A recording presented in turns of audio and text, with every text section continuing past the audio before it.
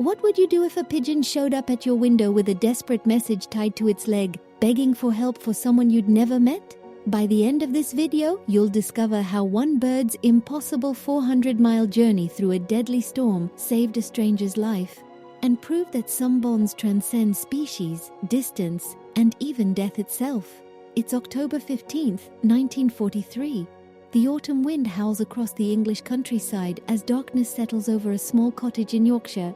Inside, 68-year-old William Hartwell sits by his fireplace, listening to the BBC Evening News crackling through his wireless radio. The war rages on across Europe, but here in his tiny village of Thornbury, life moves at the gentle pace it has for centuries. William lives alone now. His wife Margaret passed 3 years ago, and their only son David is somewhere in France with the Royal Air Force. The cottage feels vast and empty most days, filled with memories of laughter that once echoed through these same rooms. But William isn't entirely alone. In the converted shed behind his cottage, he keeps 12 racing pigeons, beautiful birds with iridescent feathers and intelligent, alert eyes. It's been his passion since childhood, this ancient art of pigeon racing. His birds are his companions, his purpose, his connection to a world beyond these quiet walls. Each morning at exactly 7 a.m., William makes his rounds, checking on his feathered family. He knows each bird's personality as well as he knew his neighbors. There's Churchill, the bold grey cock who always leads the flock home. Victoria, the gentle brown hen who prefers perching on William's shoulder. And then there's Cher Ami, named after the famous World War I messenger pigeon. A small but extraordinary bird with unusual golden brown markings and eyes that seem almost human in their intelligence. Cher Ami isn't the fastest of William's birds, nor the strongest, but she has something the others lack, an uncanny ability to find her way home from distances that should be impossible. William has released her from as far as 300 miles away, and she always returns, sometimes beating birds half her age. "You're special, aren't you, girl?" William often whispers to Cher Ami as she coos softly in his weathered hands. Tonight, as the storm builds outside, William has no idea that Cher Ami is about to embark on a journey that will test every instinct, every ounce of strength, and every mysterious navigation ability she possesses. A journey that will save a life 400 miles away. The next morning, October 16th, dawns grey and threatening. Weather reports warn of severe storms moving across northern England and Scotland. Any sensible pigeon fancier would keep their birds safely housed on a day like this.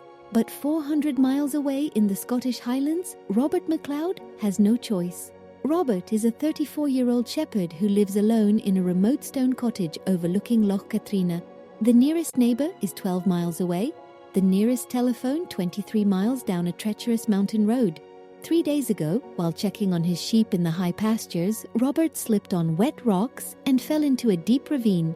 Now he lies trapped in his cottage with a badly broken leg, burning with fever from infection, slowly dying of exposure and dehydration.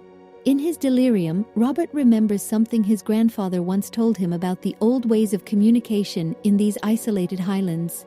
Before telephones, before modern roads, shepherds used homing pigeons to send messages in emergencies. With tremendous effort, Robert drags himself to his grandfather's old wooden desk. His hands shake as he pulls open a drawer that hasn't been touched in decades. Inside, yellowed with age, he finds what he's looking for. A small metal canister designed to attach to a pigeon's leg, and a tiny piece of paper. But Robert doesn't have a pigeon. He has no way to send his message. Then, through the howling wind, he hears something impossible. The soft cooing of a bird outside his window. Robert crawls to the frost-covered glass and peers out. There, huddled on his windowsill, is a small pigeon with distinctive golden-brown markings. She's exhausted, her feathers wet and bedraggled, clearly blown far off course by the violent storm. "How did you get here, little one?" Robert whispers, his voice cracked and weak. Somehow, he manages to open the window. The pigeon doesn't flee. Instead, she hops inside, as if she understands that this human needs help. With the last of his strength, Robert writes a desperate message. "Shepherd trapped Loch Katrine cottage. Send help dying Robert MacLeod." He rolls the paper tight, places it in the metal canister, and with trembling hands, attaches it to the pigeon's leg. "Please," he whispers to Cher Ami, though he doesn't know her name. "Find someone, anyone. Save me." Robert opens the window and the brave little bird launches herself into the storm. What happens next defies explanation. Cher Ami shouldn't know where she is. She's never been to Scotland. She has no training for this route, no familiar landmarks to guide her. The storm is so severe that even experienced mountain rescue teams won't venture out. But something ancient and powerful guides her. Through 60-mile-per-hour winds, through sleet and snow, through air so turbulent it should tear her small body apart, Cher Ami flies south. She flies for 16 hours straight. No food, no rest, no shelter. Just an unwavering determination to complete a mission she somehow understands is a matter of life and death. At 2:30 a.m. on October 17th, William Hartwell wakes to a soft tapping at his bedroom window. He stumbles out of bed, confused and worried. In 40 years of keeping pigeons, none has ever returned in the middle of the night during a storm. He opens the window, and Cher Ami collapses into his hands, her small body shivering from cold and exhaustion. That's when William notices the metal canister tied to her leg. A canister he's never seen before. William's hands shake as he removes the tiny message. By lamplight, he reads the desperate words. Shepherd trapped Loch Katrine Cottage, send help, dying Robert MacLeod. His heart races. This bird, his bird, has somehow flown 400 miles through a deadly storm carrying a stranger's cry for help. William doesn't hesitate. Despite the late hour, despite the storm, he immediately calls the local police constable, who contacts Scottish Mountain Rescue. A pigeon brought you this message? The rescue coordinator asks in disbelief. I know how it sounds, William replies. But this bird just flew through hell to get this to me. Someone is dying up there. At first light, when the storm finally breaks, a rescue team battles their way to the remote cottage by Loch Katrina. They find Robert MacLeod unconscious, hypothermic, barely clinging to life. The medics later say that if they had arrived even 2 hours later, he would have died. As Robert recovers in the hospital, the story spreads. A pigeon with no training for this route, no familiarity with Scottish terrain, had somehow navigated 400 miles through one of the worst storms in decades to deliver a message that saved a man's life. Scientists try to explain it. Magnetic fields, they say. Infrasound? Genetic programming? But William knows better. Some things can't be explained by science alone. Cher Ami had done something that transcended her training, her experience, her natural abilities. She had responded to pure human desperation with a courage and determination that defied understanding. When Robert is well enough to travel, he makes a pilgrimage to Yorkshire to meet the man and bird who saved his life. The meeting between Robert and William is emotional, but the moment when Robert sees Cher Ami is transcendent. The small pigeon seems to recognize him. She flies directly to his shoulder and coos softly as if greeting an old friend. She saved me, Robert whispers, tears streaming down his face. This little bird saved my life. William smiles, gently stroking Cher Ami's feathers. She didn't just save your life. She reminded all of us that miracles still happen. They just come on wings now. Cher Ami lived for another 7 years after her miraculous rescue flight.